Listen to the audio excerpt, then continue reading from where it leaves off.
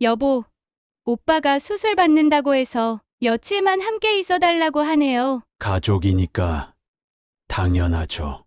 걱정 마세요, 소영 씨. 그 오빠라는 남자, 부인과 3년째 동거 중인 내연남입니다. 정명수는 거실 소파에 앉아 저녁 뉴스를 보고 있었습니다. 65세의 나이에도 여전히 건장한 체격을 유지하고 있는 명수였지만 요즘 들어 어깨가 조금씩 굽어지는 것을 느끼고 있었죠. 중소기업을 운영하며 바쁘게 살아온 세월이 몸에 배어 있었습니다. 5년 전 아내를 먼저 보내고 나서는 이 넓은 집이 너무 적막하게 느껴졌었는데 지금은 다릅니다. 여보, 저녁 드세요. 부엌에서 윤소영의 목소리가 들려왔습니다. 51세의 소영은 2개월 전 명수와 재혼한 새 아내였습니다. 처음 소개팅에서 만났을 때부터 소영의 차분하고 단정한 모습에 마음이 끌렸던 명수였죠. 무엇보다 그녀의 따뜻한 미소가 오랫동안 얼어붙어 있던 명수의 마음을 녹여주었습니다. 고마워요, 소영 씨.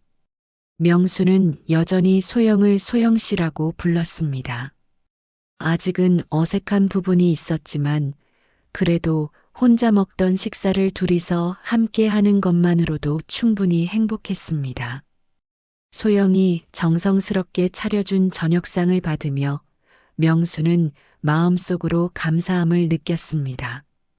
오늘 회사는 어떠셨어요? 그저 그렇죠. 요즘 경기가 좋지 않아서 신경 쓸 일이 많아요. 명수는 30년간 운영해온 중소기업의 걱정거리들을 소영에게 털어놓았습니다. 소영은 고개를 끄덕이며 진지하게 들어주었지만 어딘지 모르게 마음이 다른 곳에 있는 것 같기도 했습니다. 그래도 명수는 누군가가 자신의 이야기를 들어준다는 것만으로도 위안이 되었습니다. 식사를 마치고 텔레비전을 보고 있는데 소영의 휴대폰이 울렸습니다. 소영은 급하게 전화를 받더니 목소리를 낮춰 대화를 시작했습니다. 네, 오빠. 네, 알겠어요. 내일 시간 되면 연락드릴게요. 전화를 끊은 소영은 명수를 향해 미안한 표정을 지었습니다. 죄송해요. 오빠가 요즘 몸이 안 좋으셔서 자주 연락이 와요. 괜찮아요. 가족이니까 당연하죠. 명수는 이해한다는 듯 고개를 끄덕였습니다. 소영에게는 윤도철이라는 친오빠가 있다고 들었습니다.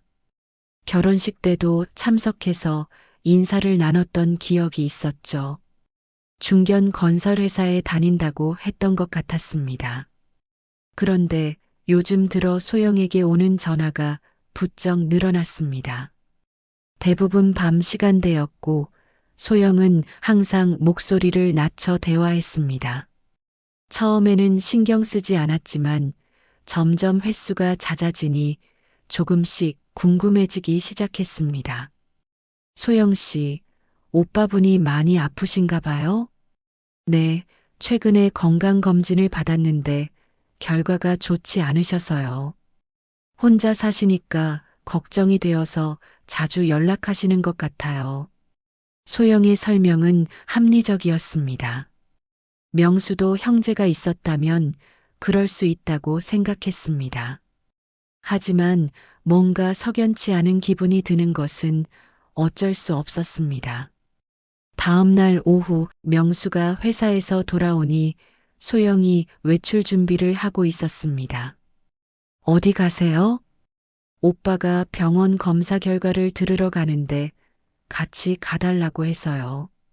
늦을 수도 있으니 먼저 주무세요. 그럼 제가 같이 가볼까요? 처남이니까. 아니에요. 괜찮아요. 오빠가 다른 사람 앞에서는 약한 모습 보이는 걸 싫어하셔서요. 소영이 다소 급하게 대답하는 것을 보며 명수는 고개를 끄덕였습니다. 그런 성격의 사람들이 있다는 것을 이해할 수 있었으니까요. 하지만 소영이 나간 후 혼자 남은 거실에서 명수는 이상한 기분을 지울 수 없었습니다. 뭔가 놓치고 있는 것 같은, 중요한 부분을 보지 못하고 있는 것 같은 불안함이 마음 한구석을 파고들었습니다. 그날 밤 소영은 새벽 2시가 되어서야 집에 돌아왔습니다. 명수는 잠든 척했지만 소영이 조용히 침대로 들어오는 소리를 들었습니다. 어두운 침실에서 명수는 천장을 바라보며 생각에 잠겼습니다. 이 나이에 의심하는 마음을 품는다는 게 참 우스운 일이군. 하지만 가슴 깊은 곳에서 올라오는 불안감을 떨쳐버릴 수는 없었습니다.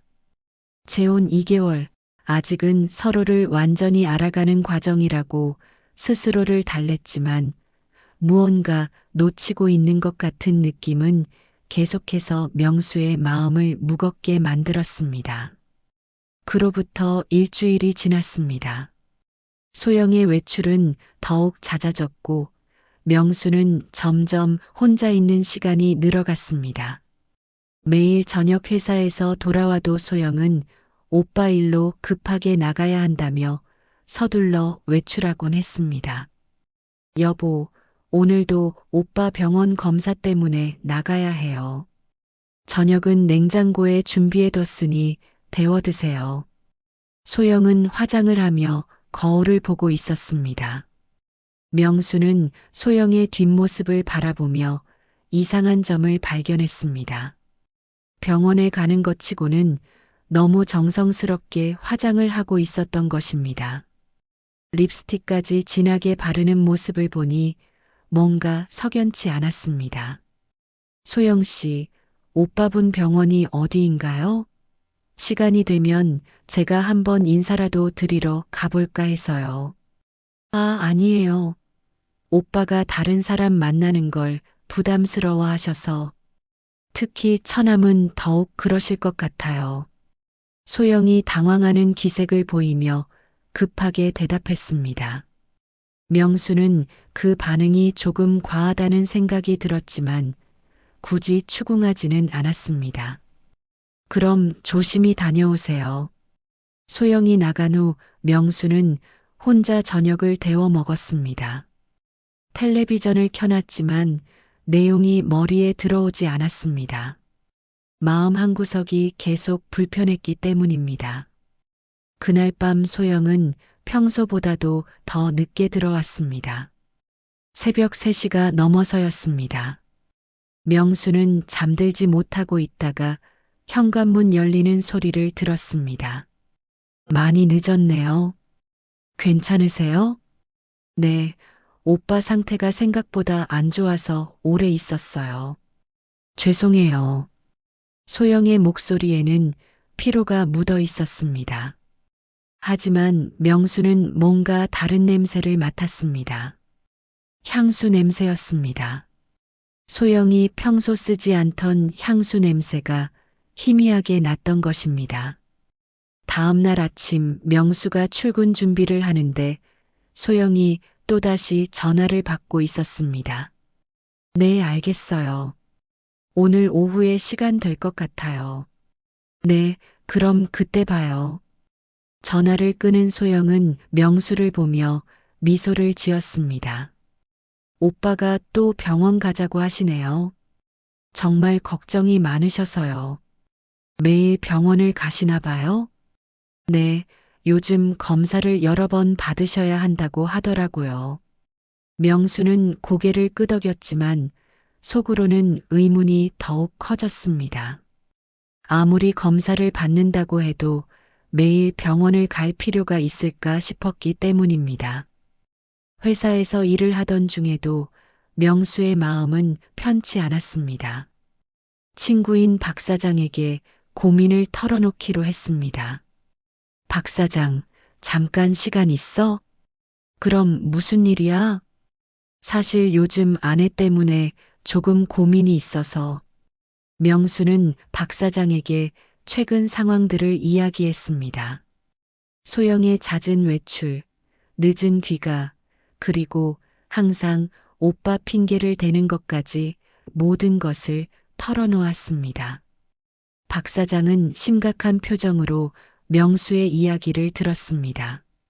명수야, 솔직히 말하면 좀 이상해.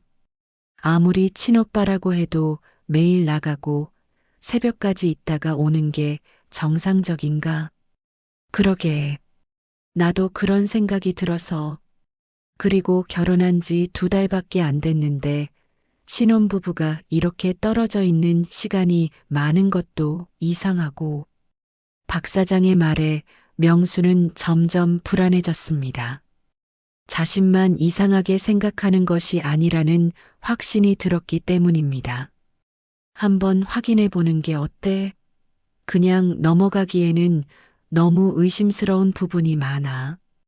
그날 저녁 명수는 일찍 퇴근했습니다. 소영과 함께 저녁을 먹고 이야기라도 나눠보려고 했습니다. 하지만 집에 도착하니 소영은 또다시 외출 준비를 하고 있었습니다. 여보, 일찍 오셨네요. 죄송한데 오늘도 오빠 일로 나가야 해요. 소영 씨, 우리 좀 이야기할 시간을 가져봐요.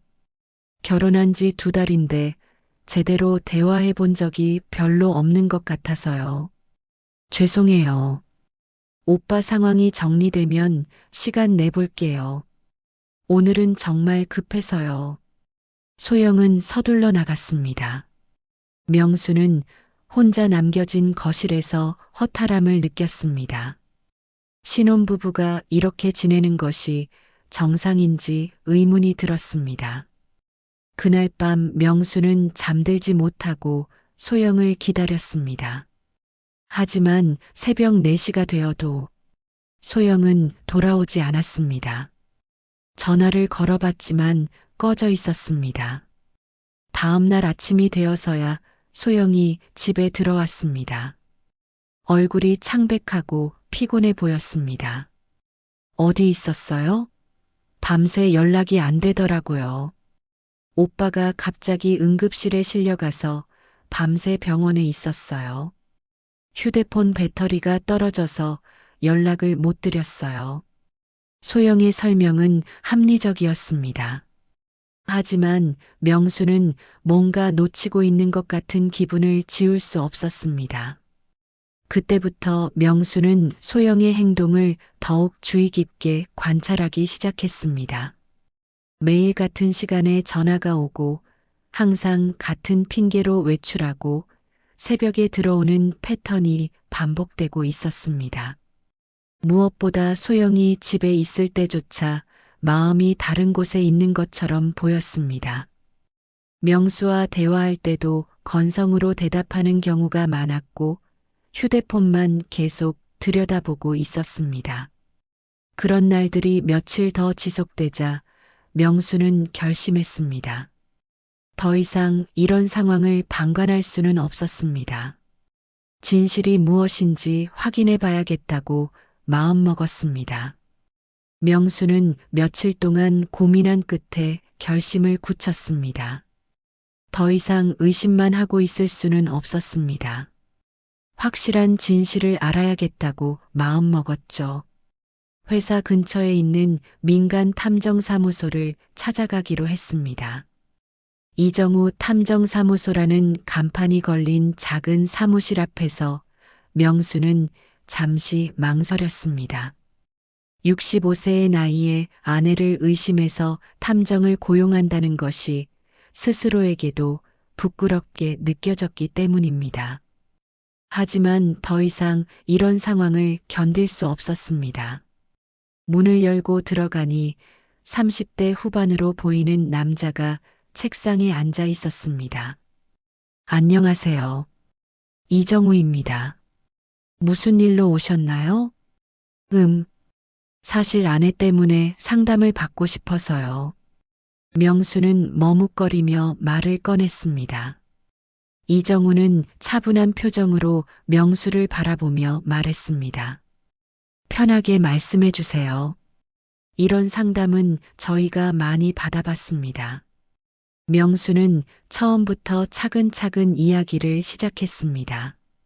소영과의 만남, 결혼, 그리고 최근 벌어지고 있는 이상한 일들까지 모든 것을 털어놓았습니다. 매일 밤 외출하시고 새벽에 들어오신다고 하셨죠? 네, 항상 친오빠 때문이라고 하는데 뭔가 이상해서요. 이정우는 메모를 하며 질문을 이어갔습니다. 부인의 친오빠분은 어떤 분인가요? 직업이나 나이 같은 것 알고 계시나요? 윤도철이라고 하는데 중견 건설 회사에 다닌다고 들었어요. 나이는 소영이보다 3살 위라고 했으니까 54세 정도 될 것 같아요. 결혼식 때 보셨다고 하셨는데 어떤 인상이셨나요? 명수는 잠시 생각해 봤습니다. 결혼식 때 도철과 나눈 대화를 떠올려 봤죠. 점잖고 차분한 분이었어요. 그런데 소영이랑 이야기할 때는 좀 다른 느낌이었달까?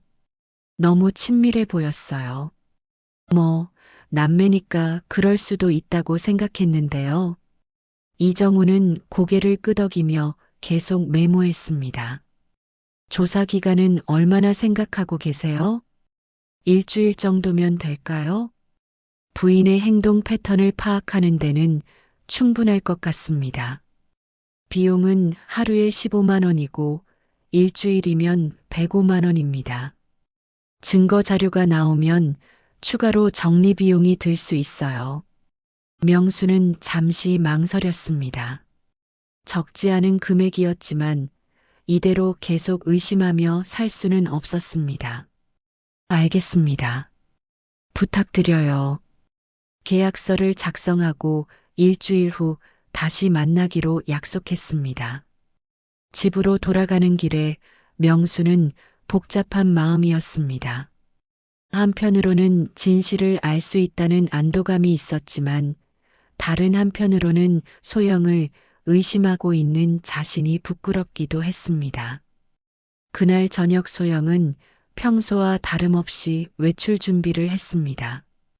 오빠가 내일 큰 수술을 받으신다고 해서 오늘 밤에 함께 있어 달라고 하시네요. 수술이요? 무슨 수술인가요?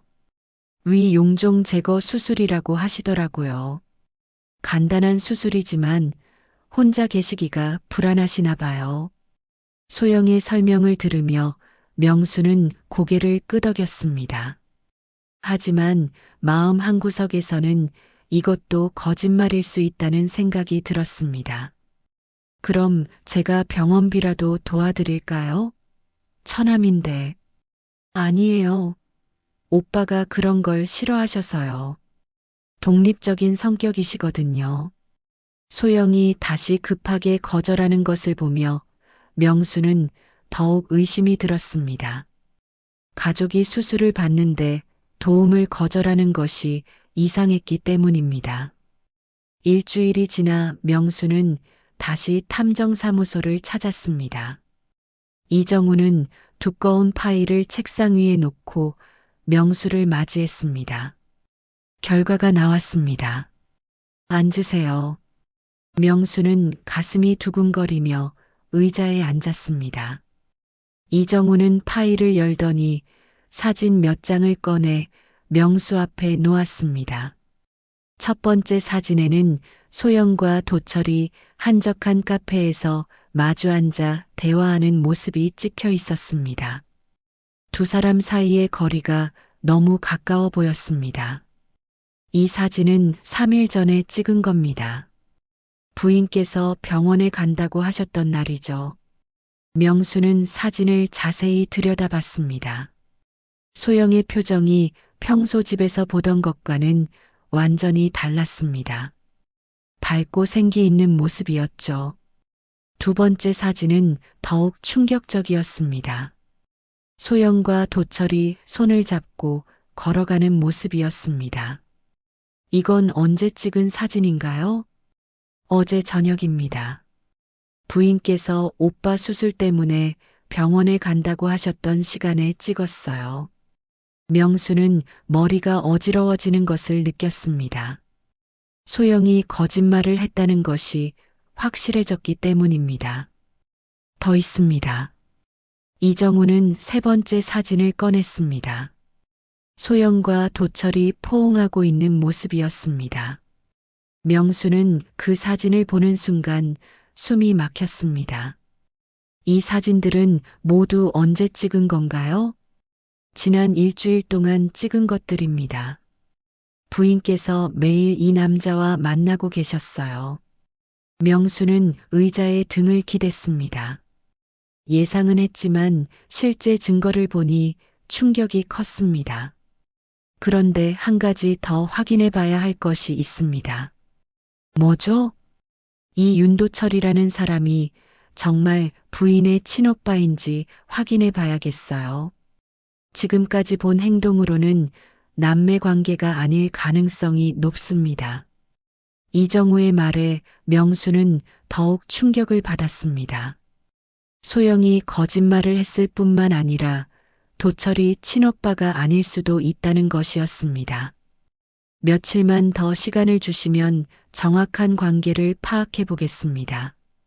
명수는 고개를 끄덕였습니다. 이미 이 지경까지 온 상황에서 끝까지 진실을 알아야 했습니다. 탐정사무소에서 나온 명수는 거리를 걸으며 생각에 잠겼습니다. 2개월간의 결혼 생활이 모두 거짓이었을 수도 있다는 현실을 받아들이기 어려웠습니다.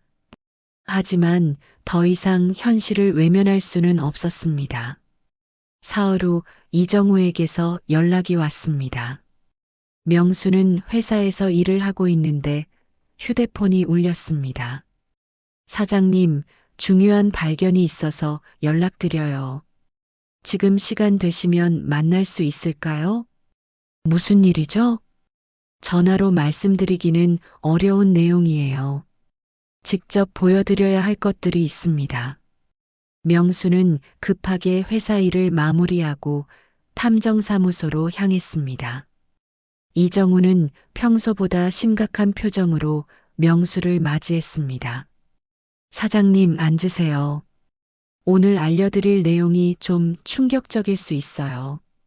말씀해 보세요. 이정우는 새로운 사진들을 꺼내 명수 앞에 놓았습니다.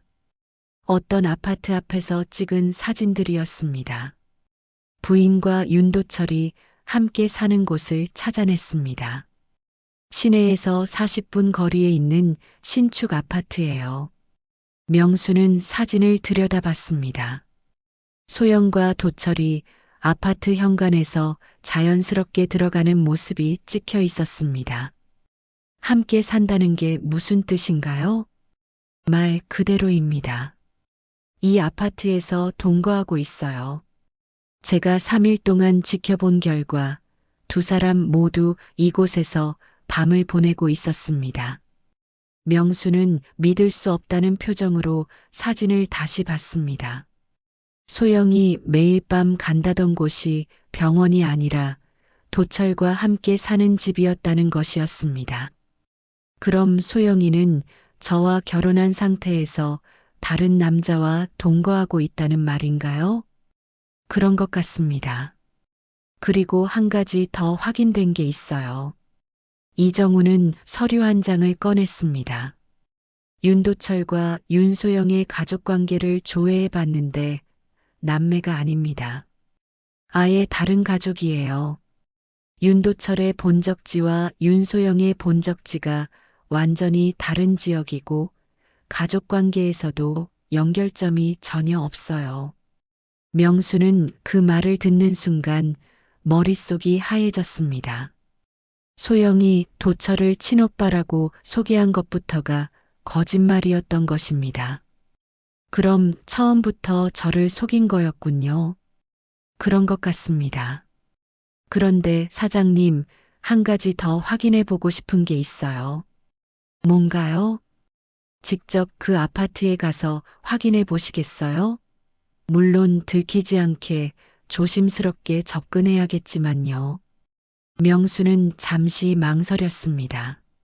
직접 눈으로 확인하는 것이 두려웠지만 이미 이 지경까지 온 상황에서 끝까지 확인해야겠다고 생각했습니다. 좋습니다. 가봅시다. 다음 날 저녁 명수는 이정우와 함께 그 아파트로 향했습니다. 소영은 평소와 같이 오빠 병원 일로 나간다며 외출했던 상황이었습니다. 아파트에 도착하니 12층짜리 신축 건물이 보였습니다. 이정우는 명수를 데리고 아파트 뒤편 언덕으로 갔습니다. 그곳에서는 해당 호수의 창문이 잘 보였습니다. 저기 9층 912호입니다. 저 창문 보이시죠? 명수는 이정우가 가리키는 창문을 봤습니다. 커튼이 쳐져 있었지만 불빛이 새어나오고 있었습니다. 사람들이 있는 것 같네요. 네, 제가 망원경을 준비했습니다. 이정우가 망원경을 건네주었습니다. 명수는 떨리는 손으로 망원경을 들었습니다. 초점을 맞추자 그 아파트의 거실이 보였습니다. 그리고 그 순간 명수는 충격적인 장면을 목격했습니다. 소영과 도철이 소파에 앉아 함께 텔레비전을 보고 있었던 것입니다. 소영은 도철의 어깨에 기대어 있었고 도철은 소영의 머리를 쓰다듬고 있었습니다. 저게 정말 제 아내인가요? 명수의 목소리가 떨렸습니다. 망원경 너머로 보이는 소영의 모습은 집에서 보던 것과는 완전히 달랐습니다. 편안하고 행복해 보였습니다. 잠시 후 두 사람이 부엌으로 이동했습니다. 함께 요리를 하는 모습이었습니다. 도철이 소영의 허리를 감싸 안으며 뭔가 말하자 소영이 웃으며 고개를 끄덕였습니다. 완전히 연인 사이네요. 이정우의 말에 명수는 망원경을 내려놓았습니다. 더 이상 볼 수가 없었습니다. 얼마나 오래된 관계일까요? 최소 몇 년은 된 것 같아 보입니다. 너무 자연스러워서요. 명수는 그 말을 듣고 더욱 충격을 받았습니다. 소영이 자신과 만나기 전부터 도철과 연인 관계였을 가능성이 높다는 것이었습니다. 그럼 저와의 결혼은 뭐였던 건가요? 그 부분은 더 조사해봐야 알 수 있을 것 같아요. 하지만 분명한 건 진심이 아니었다는 거죠. 명수는 무너져 내리는 기분이었습니다. 2개월간의 결혼 생활이 모두 거짓이었다는 현실을 받아들이기 어려웠습니다. 그때 아파트 창문에서 소영과 도철이 포옹하는 모습이 보였습니다. 도철이 소영을 안고 입맞춤하는 장면이었습니다.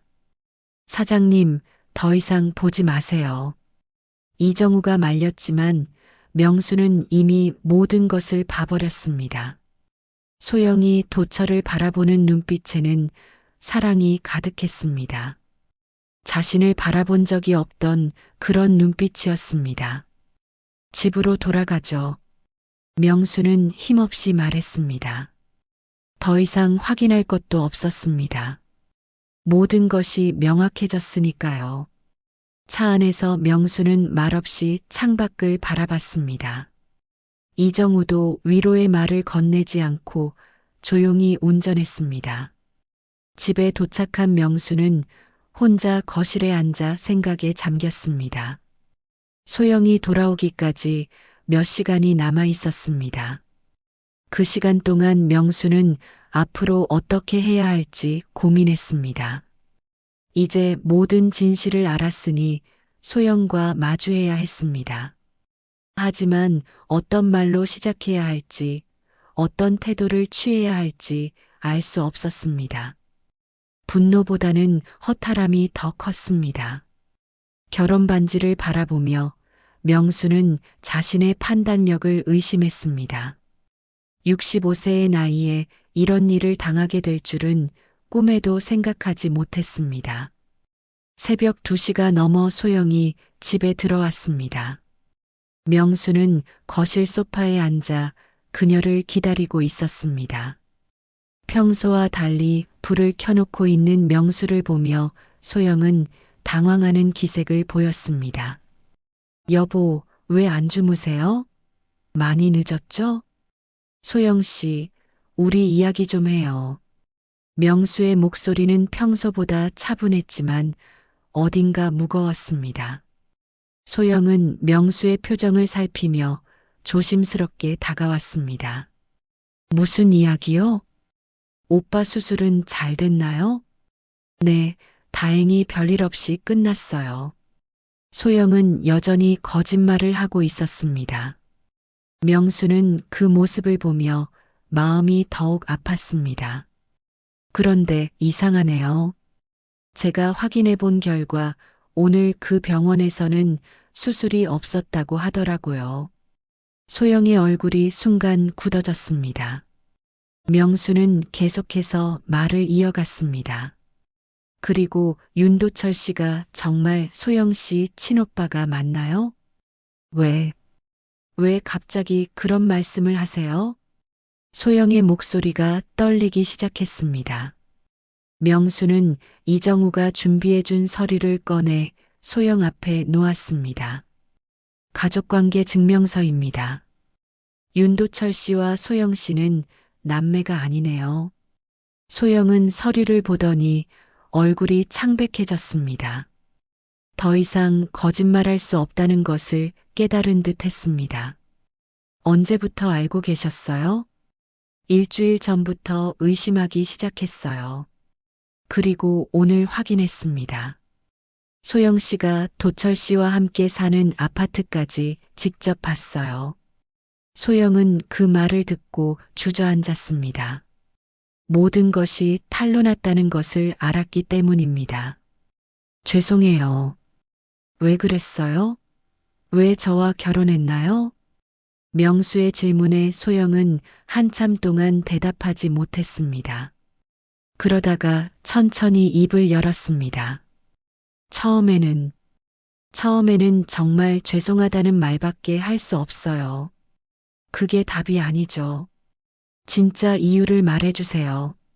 소영은 눈물을 흘리며 고백하기 시작했습니다.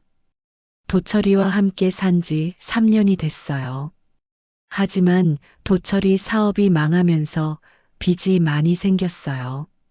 그래서 돈이 필요했어요.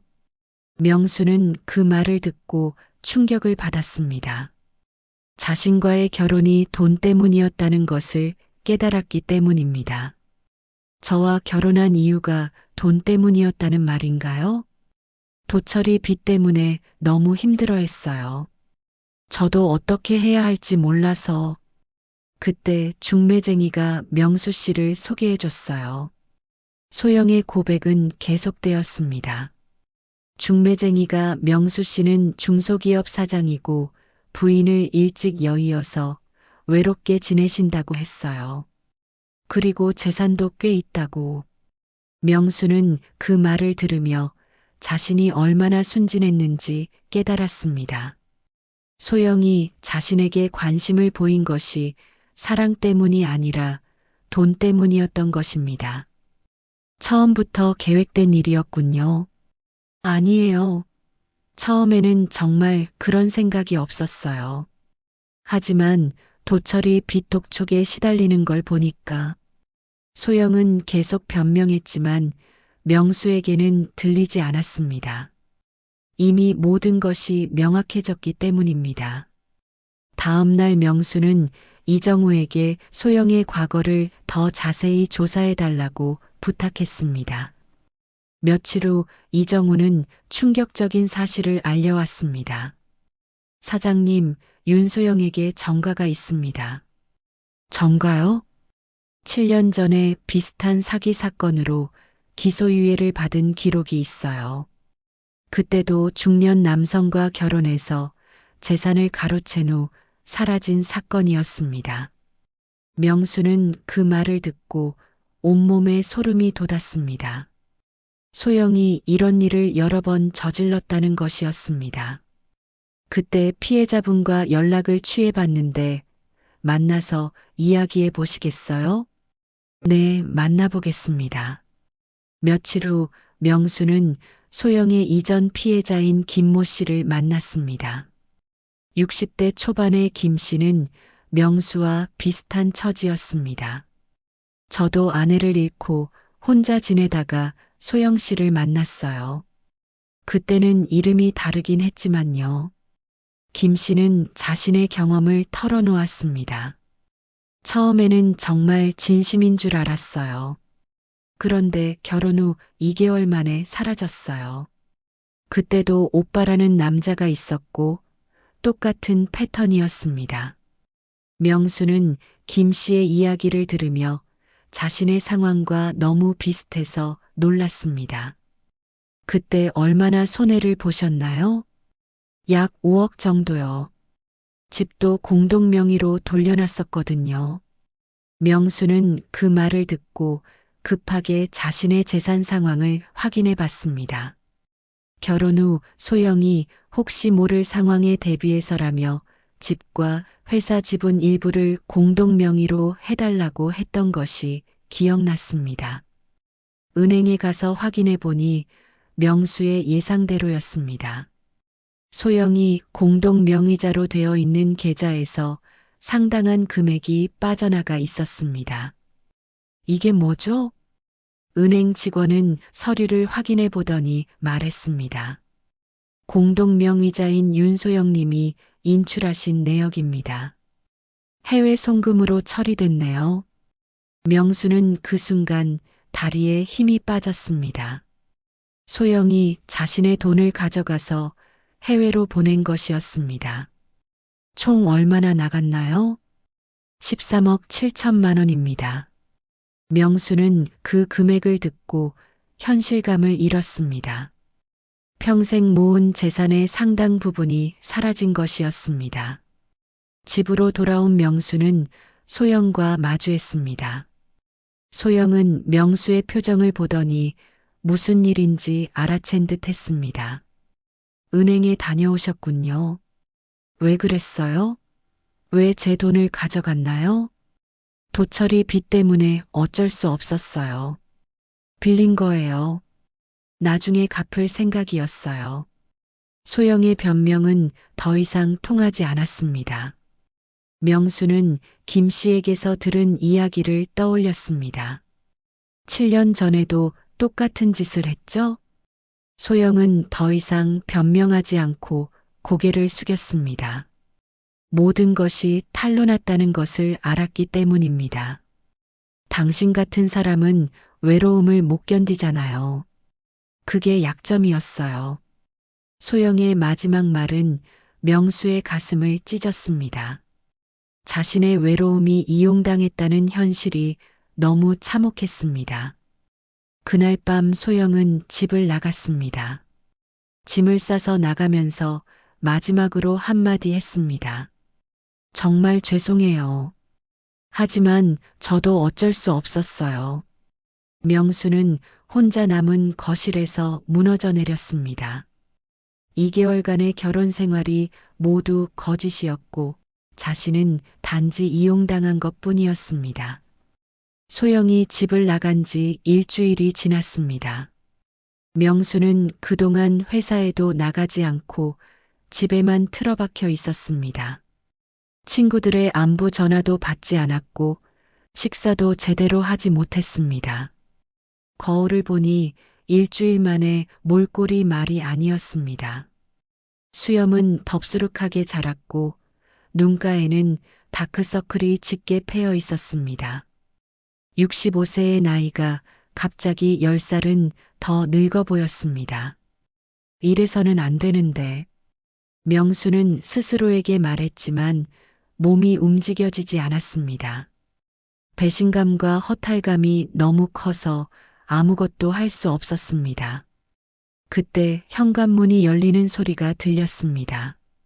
명수는 소영이 돌아온 것인가 싶어 급하게 나가봤지만 경찰관 2명이 서 있었습니다.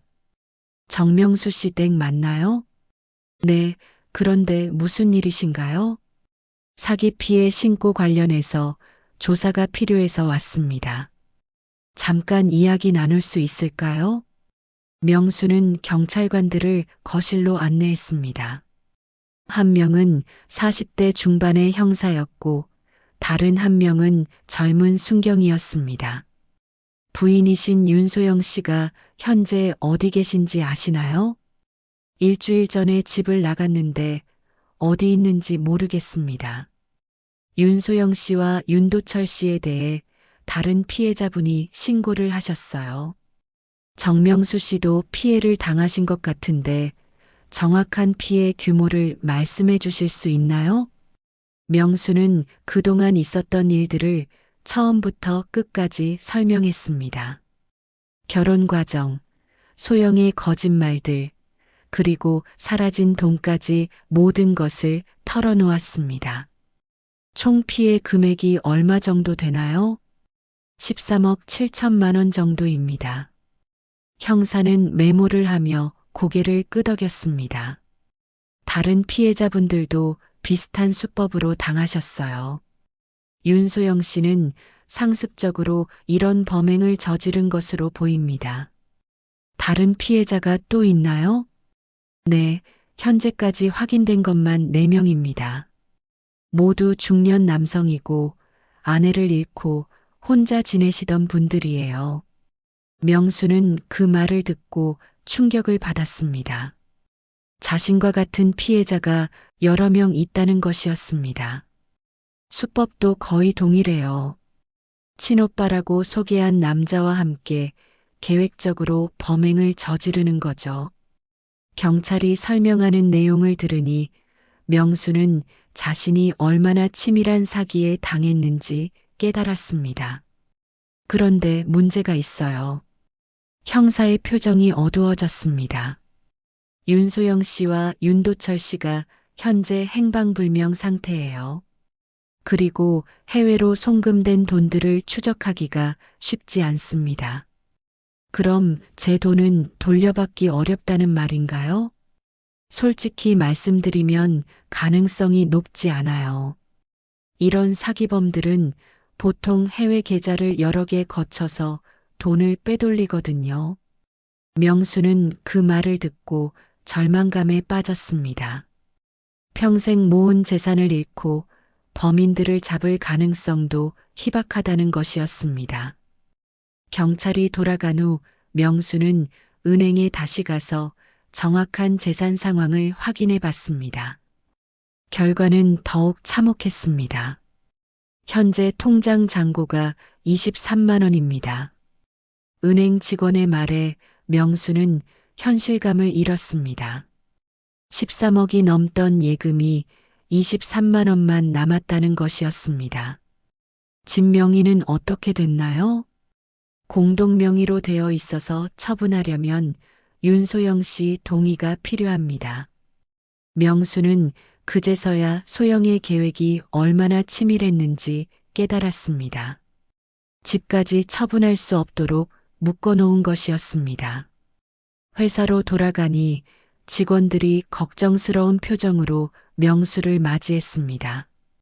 사장님, 괜찮으세요? 며칠 동안 연락이 안 되셔서 걱정했어요.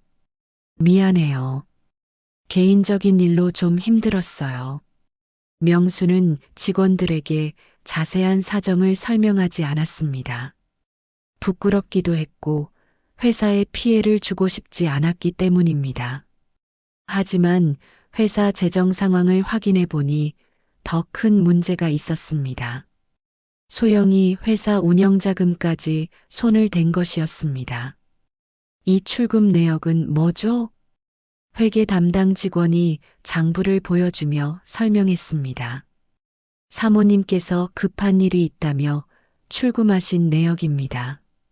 사장님께서 허락하셨다고 하셔서 명수는 그때서야 소영이 자신의 이름을 도용해서 회사 자금까지 빼돌렸다는 것을 알았습니다. 얼마나 나갔나요? 3억 원입니다. 명수는 의자에 주저앉았습니다. 개인 재산뿐만 아니라 회사 자금까지 잃었다는 것이었습니다. 그날 저녁 명수는 친구 박 사장에게 전화했습니다. 더 이상 혼자서는 감당할 수 없었습니다. 박 사장, 잠깐 만날 수 있어? 무슨 일이야? 목소리가 왜 그래? 말로 설명하기 어려워. 만나서 이야기해.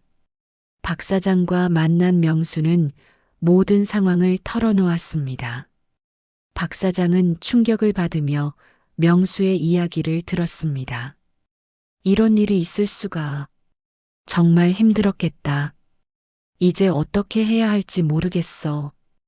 회사 운영도 어렵고 개인적으로도 돈이 거의 없어. 박 사장은 명수를 위로하며 말했습니다. 일단 회사는 어떻게든 유지해야 해. 직원들 생각해서라도. 그런데 운영 자금이 부족해서 내가 당분간 도와줄게. 돈 걱정은 하지 마. 박 사장의 도움 제안에 명수는 감사했지만 한편으로는 자존심이 상했습니다. 65세 나이에 친구에게 신세를 져야 한다는 것이 부끄러웠습니다. 집으로 돌아온 명수는 텅 빈 거실에 혼자 앉아 있었습니다. 소영이 있을 때는 몰랐던 집의 적막함이 뼈에 사무쳤습니다. 내가 뭘 잘못했을까? 명수는 스스로에게 계속 물었습니다. 외로움 때문에 성급하게 재혼을 결정한 것이 잘못이었을까? 아니면 소영을 충분히 알아보지 않은 것이 잘못이었을까? 하지만 아무리 생각해도 답이 나오지 않았습니다.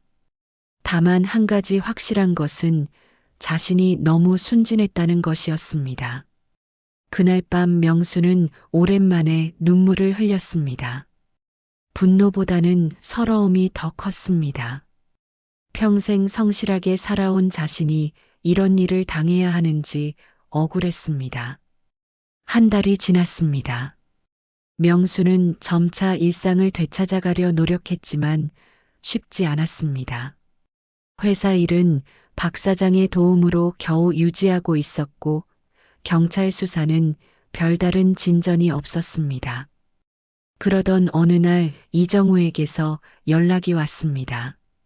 사장님, 급하게 만나 뵙고 싶어서 연락드렸어요. 중요한 정보가 있습니다. 무슨 정보인가요? 전화로는 말씀드리기 어려운 내용이에요. 지금 시간 되시면 사무실로 와주실 수 있나요?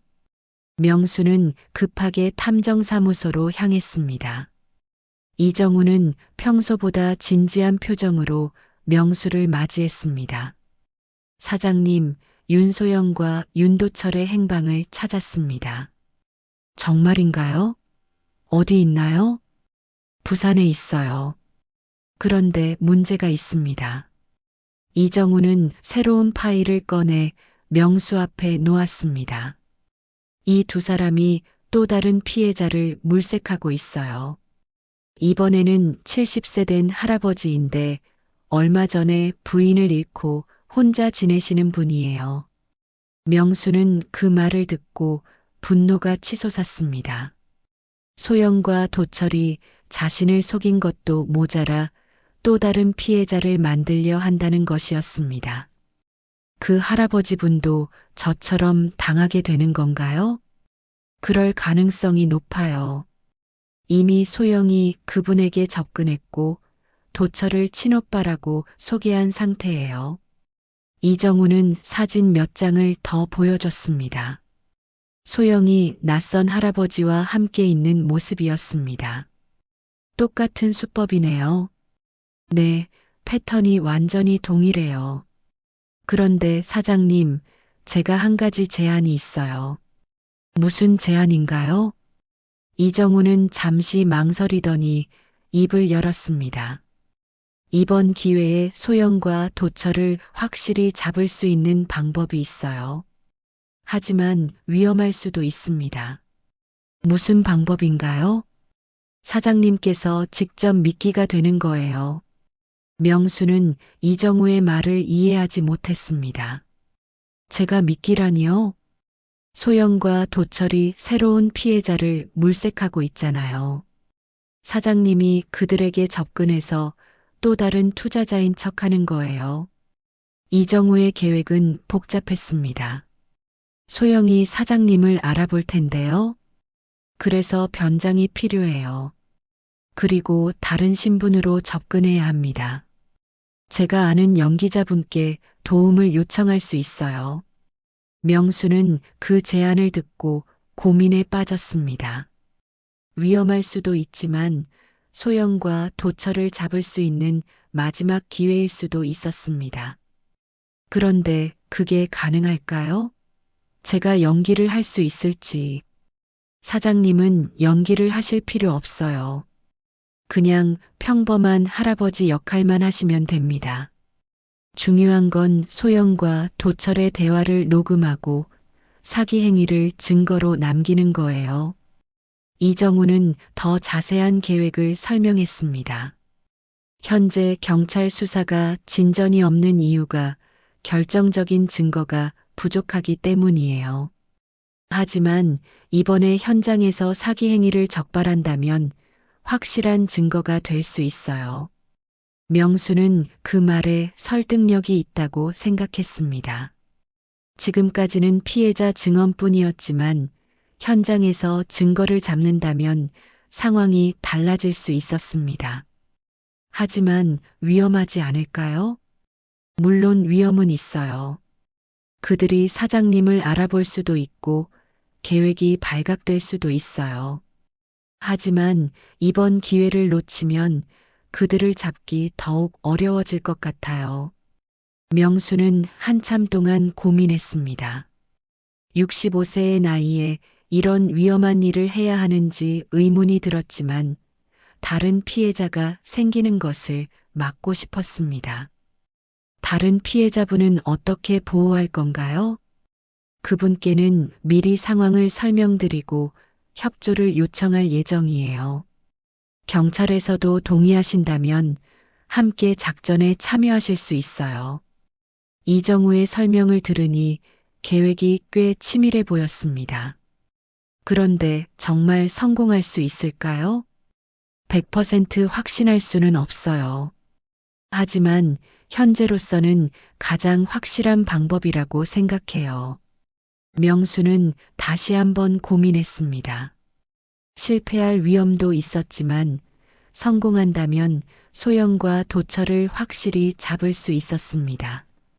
제가 만약 동의한다면 언제부터 시작할 수 있나요? 일주일 정도 준비 기간이 필요해요. 변장 준비, 신분 위조, 그리고 녹음 장비 준비까지. 이정우는 계속해서 설명했습니다.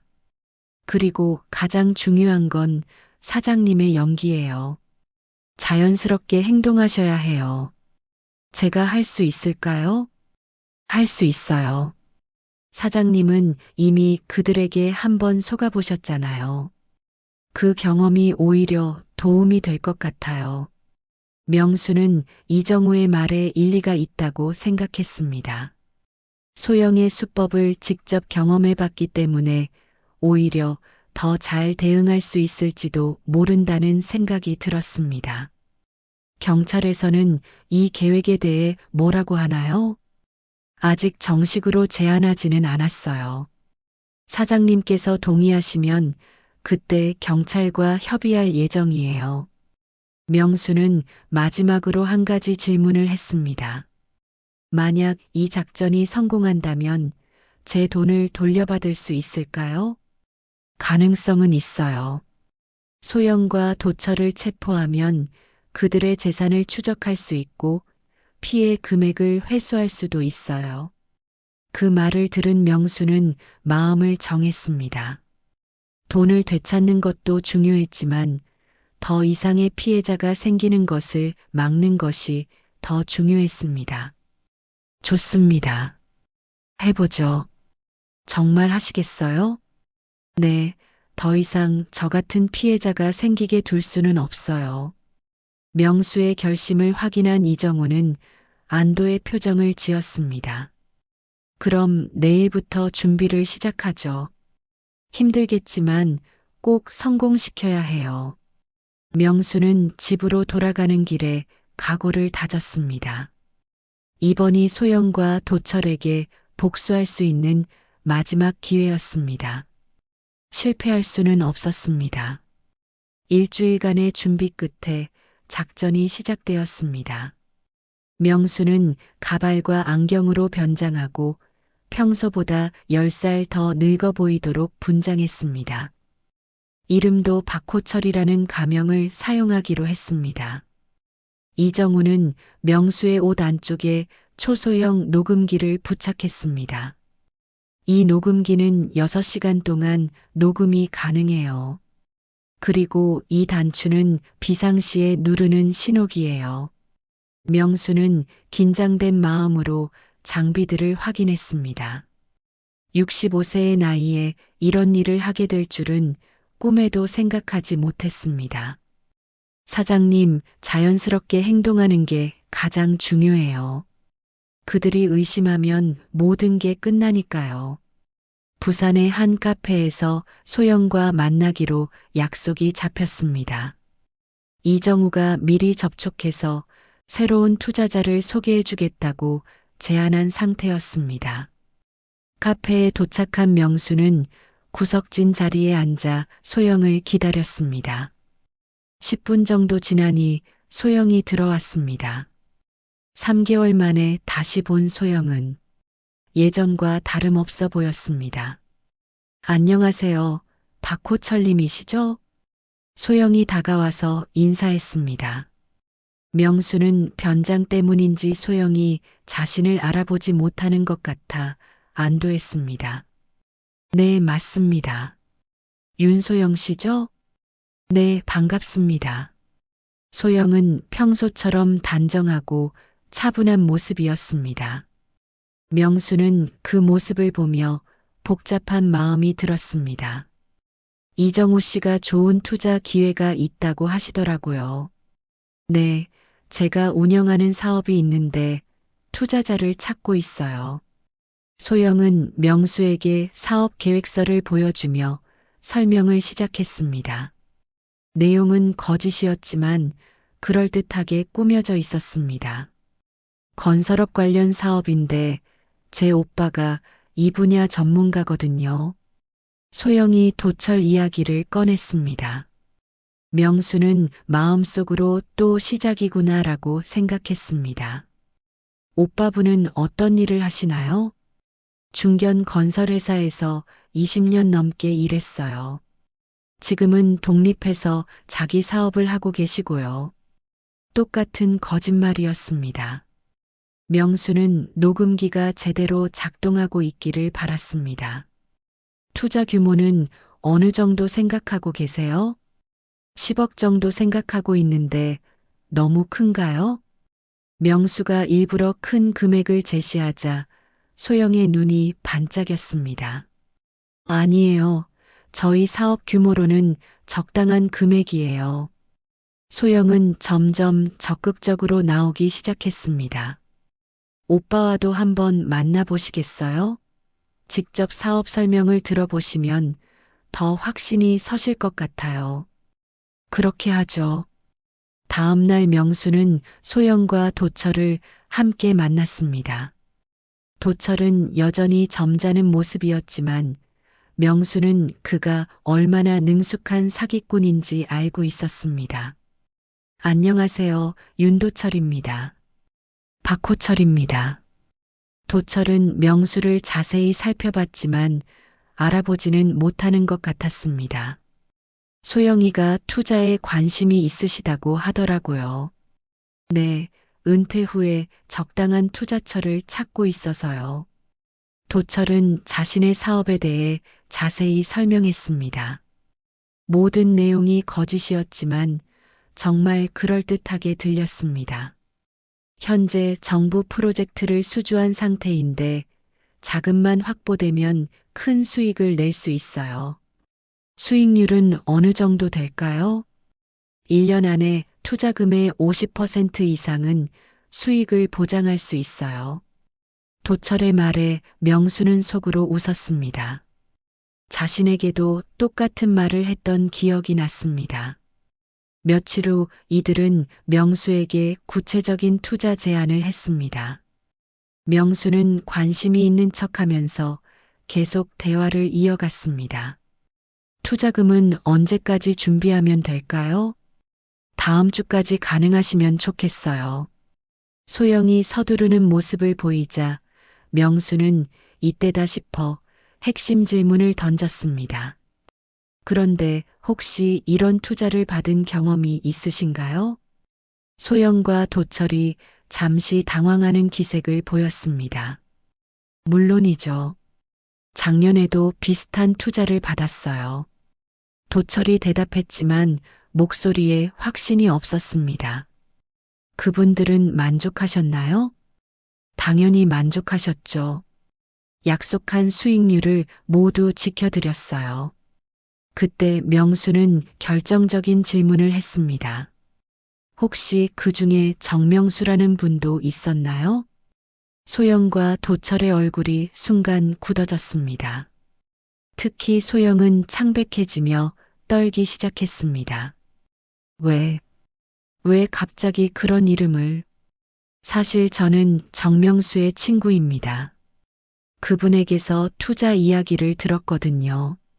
명수는 계속해서 압박했습니다. 그런데 이상하게도 그분은 투자금을 모두 잃었다고 하시더라고요. 도철이 급하게 변명하기 시작했습니다. 그분은 다른 경우예요. 사업이 예상과 다르게 진행되어서. 다른 경우라니요? 혹시 사기를 당한 건 아닌가요? 그 순간 소영이 급하게 일어섰습니다. 죄송한데 급한 일이 생겨서 먼저 가보겠어요. 하지만 명수는 포기하지 않았습니다. 잠깐만요. 정명수 씨가 투자한 돈은 어떻게 된 건가요? 도철이 당황하며 대답했습니다. 그건 사업상 손실이었어요. 사업상 손실이라면 증빙 서류가 있겠죠? 소영과 도철은 더 이상 답변하지 못했습니다. 명수는 그때 결정적인 한마디를 했습니다. 혹시 윤소영 씨와 윤도철 씨가 남매가 아니라는 걸 아시나요? 그 말에 두 사람은 완전히 당황했습니다. 특히 소영은 얼굴이 새하얘졌습니다. 뭔 소리예요? 저희는 친남매인데. 가족관계 증명서를 확인해 봤는데 남매가 아니더라고요. 도철이 급하게 일어서며 소영의 팔을 잡았습니다. 가자, 소영아. 하지만 그때 카페 입구로 경찰들이 들어왔습니다. 이정우가 미리 연락해둔 상황이었습니다. 윤소영 씨, 윤도철 씨, 사기 혐의로 체포하겠습니다. 소영과 도철은 체포되면서도 끝까지 억울하다고 주장했습니다. 하지만 명수가 녹음한 대화 내용과 다른 증거들이 확보된 상태였습니다. 며칠 후 법정에서 명수는 증인으로 출석했습니다. 녹음된 대화 내용이 결정적인 증거가 되었습니다. 피고인들은 계획적으로 중년 남성들을 상대로 사기를 저질렀습니다. 검사의 기소 내용에 따르면 소영과 도철은 특정 범죄 가중처벌법상 사기죄로 기소되었습니다. 판사는 두 사람에게 각각 징역 5년을 선고했습니다. 그리고 피해자들에게 손해배상을 하도록 명령했습니다. 법정을 나오며 명수는 복잡한 마음이었습니다. 정의가 실현되긴 했지만 마음이 완전히 가벼워지지는 않았습니다. 집으로 돌아온 명수는 거실에 혼자 앉아 있었습니다. 손에는 소영이 남기고 간 사진 한 장이 있었습니다. 결혼식 때 찍은 사진이었습니다. 이제 정말 끝났구나. 명수는 그 사진을 보며 지난 일들을 정리했습니다. 고통스러운 경험이었지만 그를 통해 많은 것을 배웠습니다. 무엇보다 다른 피해자들이 생기는 것을 막을 수 있어서 다행이었습니다. 그것만으로도 충분히 의미 있는 일이었습니다.